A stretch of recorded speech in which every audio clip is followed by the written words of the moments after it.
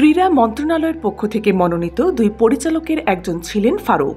গত বছরের ২১ আগস্ট তিনি বোর্ড পরিচালক হিসেবে নিয়োগ পান এবং ওই দিনই সভাপতি পদেও নির্বাচিত হন। তার মেয়াদ স্থায়ী হল মাত্র ৯ মাস ৮ দিন।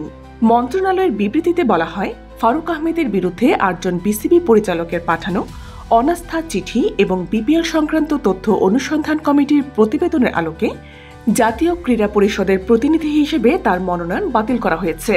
যেসব পরিচালক অনাস্থা প্রস্তাবে সই করেছেন তারা হলেন নাজমুল আবেদিন ফাহিম, মাহবুবুল আনাম, কাজী ইনাম আহমেদ, ফাহিম সিনহা, সালাউদ্দিন চৌধুরী, ইখতিয়ার রহমান, সাইফুর আলম স্বপন চৌধুরী ও মঞ্জুর আলম। ফারুক আহমেদ নিজে ছাড়া আর একজন পরিচালকই ওই চিঠিতে স্বাক্ষর করেননি, সাবেক অধিনায়ক আকরাম খান। পরিচালকরা ফারুকের বিরুদ্ধে স্বৈরতান্ত্রিক নেতৃত্ব এবং সংবিধান লঙ্ঘনের অভিযোগ এনেছেন।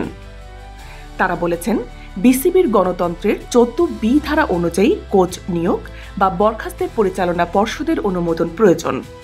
কিন্তু ফারুক পরিচালনা পর্ষদকে কিছু না জানিয়েই গত অক্টোবরে কোচ চন্ডিকা হাথুরু সিংহেকে বরখাস্ত করেন। পরিচালকরা আরও দাবি করেছেন, ২০২৪-২৫ মৌসুমে বিপিএল ফ্রাঞ্চাইজি হিসেবে দুর্বার রাজশাহী ও চিটাগাং কিংসকে অনুমোদন দেওয়ার সময়ও যথাযথভাবে যাচাই বাছাই করেননি ফারুক।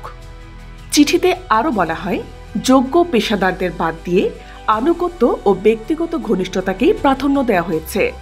তিনি না বাংলাদেশের ক্রিকেটের উন্নয়নে কাজ করছেন, না গণতান্ত্রিক সুশাসনের চেতনার প্রতি শ্রদ্ধা দেখাচ্ছেন। সাবস্ক্রাইব করে সর্বশেষ আপডেট জানতে চোখ রাখুন বিজিএন টিভি 24 এর ইউটিউব চ্যানেলে। বিজিএন টিভি 24, সংবাদ যেখানে, বিশ্বাসযোগ্যতা সেখানে।